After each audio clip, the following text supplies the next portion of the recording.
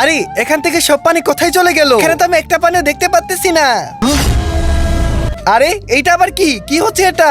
আরে তাড়াতাড়ি কিছু একটা করতে হবে। আরে এইটা আমার সাথে কি হচ্ছে? এখন আমি কি করব?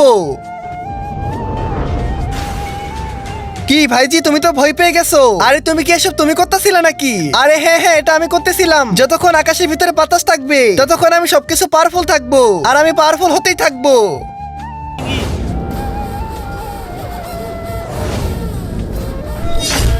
আরে বাবা, তুমি যে রাকাকে ডাকলে, আমি জানি তো এই লোকটা তো অনেক বেশি ভয়ঙ্কর। এই তো পুরো পৃথিবীকে ধ্বংস করে দিবে। পুরো পৃথিবী ধ্বংস হলে আমার কিছু যায় আসে না। আমি চাই সেনাবাহিনী থেকে প্রতিশোধ নিতে।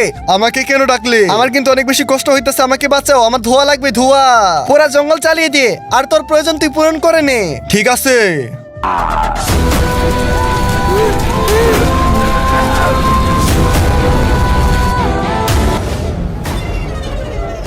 এখন বল আমাকে ডাকলে কেন?